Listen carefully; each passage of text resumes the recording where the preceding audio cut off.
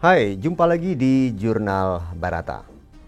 Pemirsa, banyak yang belum mengetahui bahwa pinjaman khusus untuk proyek Belt and Road Initiative atau yang disingkat dengan BRI ini sebenarnya didanai oleh pemerintah Tiongkok, bukan oleh bank yang menerapkan standar perbankan bagi sebuah pinjaman dengan ketentuan bunga komersial.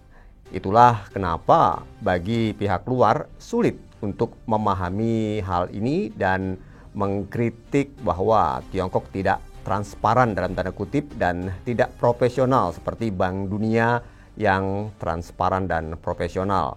Yang pasti para pengkritik tersebut tidak melihat bahwa Tiongkok mendirikan Bank Investasi Infrastruktur Asia atau yang disingkat dengan AIIB sebagai sebuah bank pembangunan bagi negara-negara yang sedang berkembang yang khusus untuk mendanai pinjaman bagi pembangunan infrastruktur.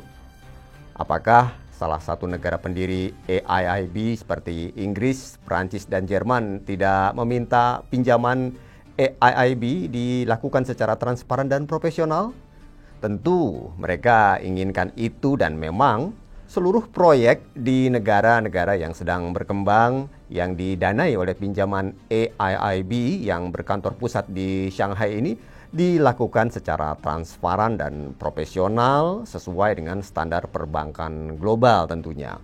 Dengan demikian, kritik pinjaman Tiongkok yang dikatakan dalam tanda kutip tidak transparan dan tidak profesional sangat tidak tepat, bahkan sebuah kritik yang salah sasaran menurut saya. Inilah yang dimaksud dengan kebijakan pemerintah Tiongkok untuk melepaskan sumber dana pembiayaan proyek BRI lepas dari sistem perbankan, sengaja dilakukan dengan tujuan tertentu dan ada bukti bahwa Tiongkok telah menerapkan kebijakan semacam ini sebelumnya. Nah, pemirsa, lalu kenapa pemerintah Tiongkok tidak menggunakan uang bank untuk melancarkan proyek BRI tersebut dengan negara-negara berkembang, melainkan menggunakan pendanaan negara mereka untuk membantu negara-negara yang dalam keadaan sulit? Disinilah kita akan temukan jawabannya. Teruslah bersama kami dalam episode Jurnal Barata.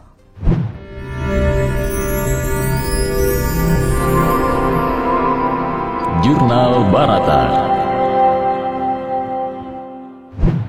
Pemirsa, Tiongkok sadar sepenuhnya bahwa dalam menjalankan BRI dengan sukses untuk mencapai Eropa, Lautan Hindia, serta Laut Arabia, Tiongkok akan membuat kesepakatan dengan berbagai negara yang lemah secara ekonomi, dan dalam situasi semacam ini maka Tiongkok menerapkan pinjaman dengan standar perbankan yang rigid adalah sama saja dengan bunuh diri atau membawa diri dalam masalah yang berkepanjangan.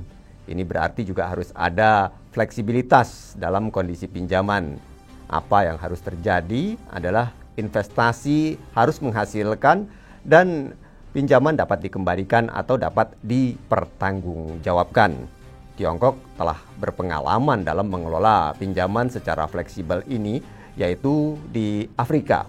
Profesor Deborah Worthington yang telah meneliti sekitar 3.000 lebih proyek kerjasama pembangunan antara Tiongkok dan negara-negara di Afrika dan berbagai negara lain di kawasan Eurasia, menyimpulkan dari keseluruhan penelitiannya bahwa tidak menemukan bukti adanya jebakan hutang.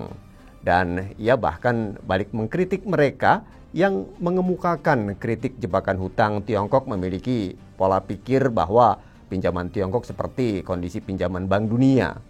Menurut Profesor Deborah, mereka bahkan tidak paham fleksibilitas pinjaman Tiongkok. Fleksibilitas pinjaman dalam konteks kerjasama pembangunan Tiongkok nampak jelas diterapkan dalam berbagai kebijakan di Afrika. Fleksibilitas tersebut dijalankan berdasarkan pinjaman yang diberikan dengan tingkat bunga sangat rendah, mulai dari 0% sampai 3%, semua tergantung pada negosiasi awal.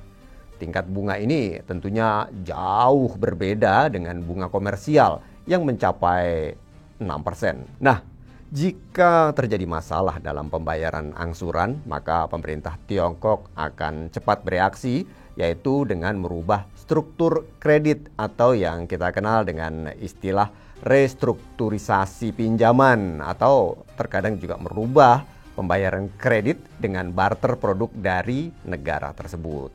Bahkan dalam kondisi yang paling sulit sekalipun, ketika negara tersebut tidak sanggup membayar pinjaman, maka Tiongkok akan menghapus sebagian pokok pinjaman, sebagaimana pengalaman di Afrika yang mana Tiongkok telah menghapus sekitar 10 miliar dolar pokok pinjaman di negara-negara Afrika. Contoh lain, pengalaman di Malaysia yang saat itu terjadi pergantian rezim pemerintahan, di mana pemerintah baru menemukan bahwa proyek BRI di luar kemampuan mereka untuk membayar. Lalu apa yang dilakukan Malaysia?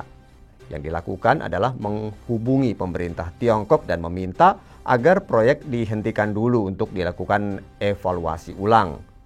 Setelah dievaluasi, maka proyek dirombak, disesuaikan dengan kemampuan bayar yang ada, dan kemudian proyek dilanjutkan kembali.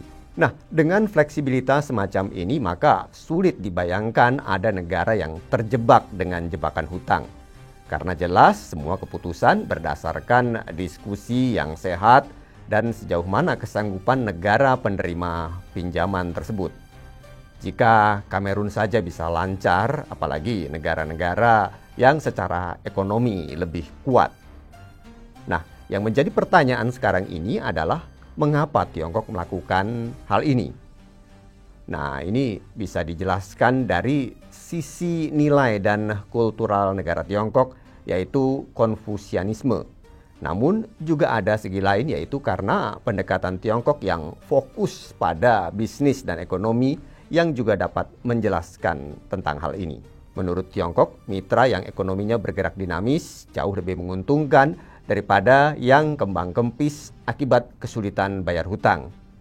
Artinya, Tiongkok sendiri memiliki kepentingan mitranya agar sehat secara ekonomi dan tumbuh.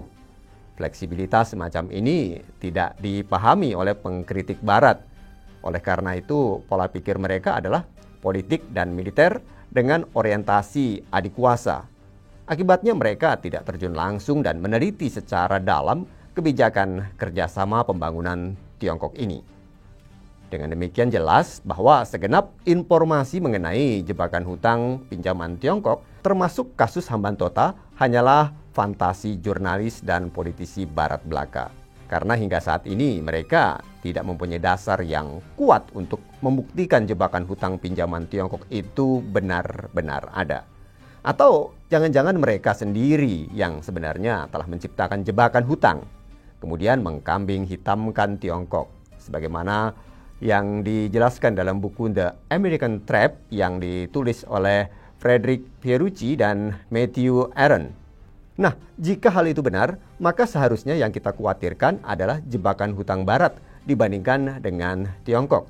Apalagi berdasarkan data di tahun 2019, hutang Indonesia dengan Barat telah mencapai 345 miliar dolar Amerika. Bahkan kalau tidak salah hingga saat ini, negara yang paling banyak memberi hutang di negara kita adalah Amerika. Lalu, mengapa kita tidak pernah merasa khawatir atau takut akan dikuasai atau diatur oleh Barat? Padahal jebakan hutang Barat itu konkret terjadi. Lucunya, dalam menjawab itu kita seringkali meresponnya secara naif bahwa Barat memberi hutang secara tulus, penuh cinta kasih, kemanusiaan, demokratis, sangat peduli HAM, profesional, dan sebagainya, dan sebagainya. Sedangkan Tiongkok memiliki maksud tersembunyi. Nah, jika itu benar, lalu siapakah yang memiliki sejarah intervensi, turut campur tangan urusan orang lain, dan suka mengganti rezim politik negara lain selama ini?